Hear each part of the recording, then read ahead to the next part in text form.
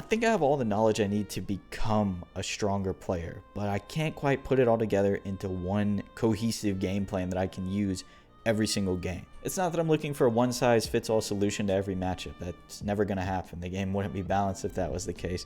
What I'm looking for is just how to remember the things that I'm learning and apply them when they're applicable. Because I've learned this game in phases. At one point, I was pretty good at checking movement and dashes and things like that, and then I was good at whiff punishing, and now I'm trying to learn how to read my opponent. And instead of building on these things and bringing them with me throughout my little journey here, I've kind of just thrown them by the wayside for something new every single time, and now it's time to bring it all together. And I think I found a solution to my problem in a very unlikely place. I was watching some old F1 races the other day. The F1 YouTube channel uploads a bunch of old races from before I was even born. And sometimes in those races, you'll hear the engineers yell to the drivers, mode 1, mode 2, mode 3, and like mode push or something. Basically, the engines have 9 different modes that you can go through based on the situation. Meaning sometimes if you need to preserve fuel or you need more power, you can switch modes on the fly. And this all sounded kind of familiar to me. Based on your situation and the way that the game or the race is developing, you have to change your game plan. You have to mix things up, and you have to use different aspects of your car or different aspects of your character. But I think a little bit of a visual aid might help you guys understand better. What you're seeing on the screen is evidence that I've lost my mind, but it's okay because I think it's going to help us all in the end. You see, what I've done is place Cammy and Ryu on the grid full screen apart from each other. And what I want to call this is mode 3, when we're the furthest away from our opponent as possible. We're both about full screen, and we're looking to do a couple of things. First of all, on Ryu specifically, or fireball characters, we're looking to blow past one of these fireballs and get in using EX Power Arrow, or we're looking to walk and block forward through the fireballs in order to close space, as well as look for movement along the way, right? We can't poke, we can't play footsies and whiff punish from this far away. We just can't. Nothing is going to reach. So we need to close this gap somehow, and that's what we're looking to do. All we're looking to do in mode 3, blow through a fireball, walk and block forward, and look for movement options from them, whether they like to dash behind the fireball and just run in at you, or if they're doing a bunch of jumps to try and get to you. And so now you find yourself in one of two situations. You've either blown through a fireball and you're all the way over here, or you've gradually walked and blocked through them or neutral jumped, and you guys are both about here. You're about mid-range from each other, in the range where your pokes are starting to touch. Your pokes are starting to hit him, or he's having to block your buttons, and you're ready to play some real footsies. We'll call mode 2 footsies range. You can throw some pokes,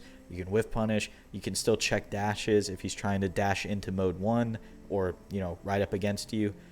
You can do a lot of things here. This is where most of the game is going to be spent. This is where most of your mental energy is going to be spent, because you're trying to get a good read, you're trying to make somebody whiff and whiff punish them, you're trying to get some pokes out.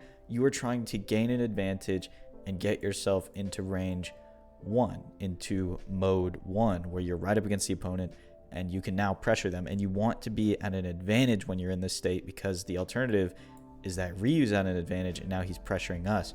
And the best thing that you can have happen is that you score a knockdown and now you're in range 1. So what this means, or you're in mode 1, sorry.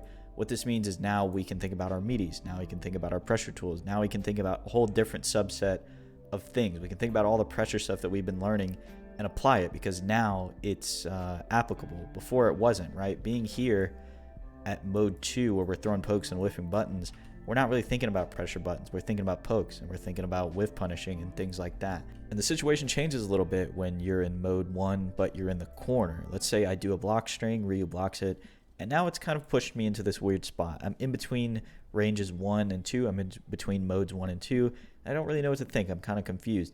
What you can do is you can choose to dash back in and repressure from mode 1, or you step back a little bit and you go back into mode 2. And remember, what are we doing in mode 2? We're poking, we're looking for whiff punish opportunities, we're looking to stop some dashes potentially, and to anti-air. That's what we're doing in mode 2. If you dash back in, what are you looking to do? You're looking to pressure and do all those things, all those good things that we've learned before.